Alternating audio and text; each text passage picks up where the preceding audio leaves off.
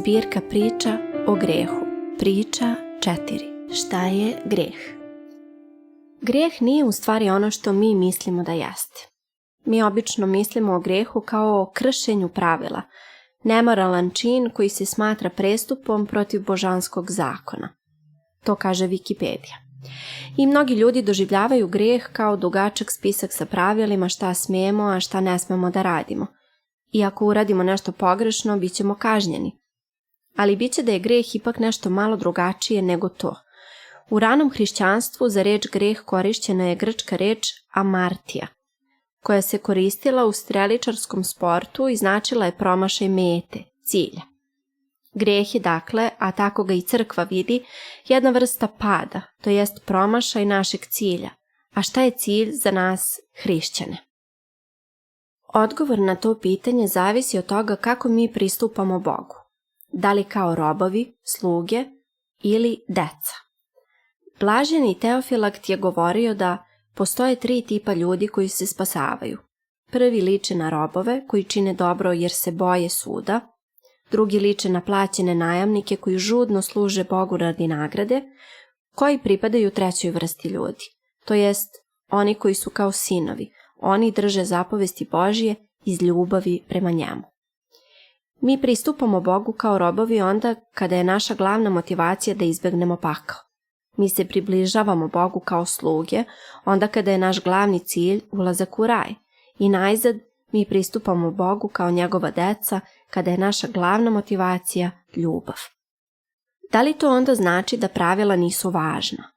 Nije baš tako, ali to znači da ako mi napredujemo u našem duhovnom životu, mi onda menjamo način na koji doživljavamo zapovesti i greh. Taj napredak usmerava i našu pažnju, prestajemo da se brinemo o grehu i tami i umjesto toga fokusiramo se na vrline i svetost. Također se menja i način kako mi vidimo stvari.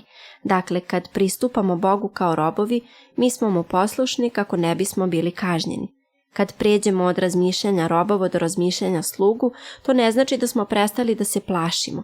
Ali taj strah se menja, prestajemo da se plašimo pakla i umjesto toga plašimo se da ne izgubimo raj.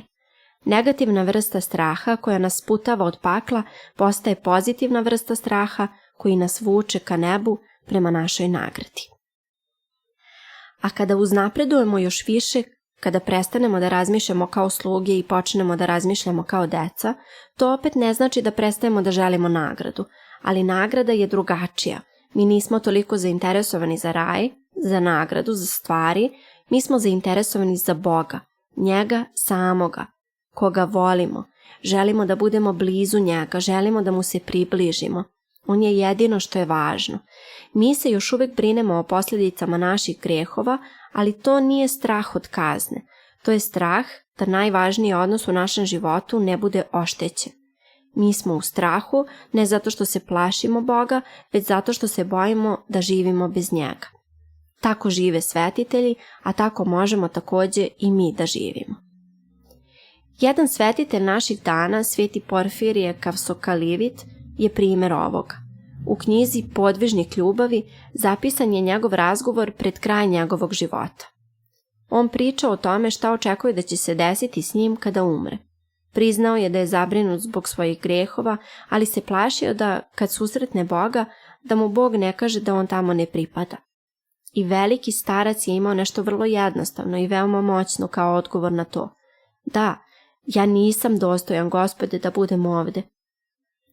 Neka bude ono što ti hoćeš, neka bude ono što hoće ljubav tvoja.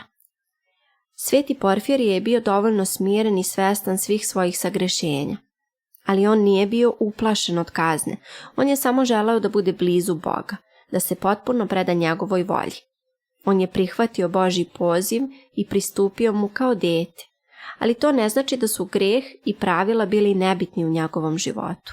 Svetitelji nisu iznad pravila i oni prate sve šta smemo, a šta ne smemo da učinimo, o čemu razmišljamo kada govorimo o grehu.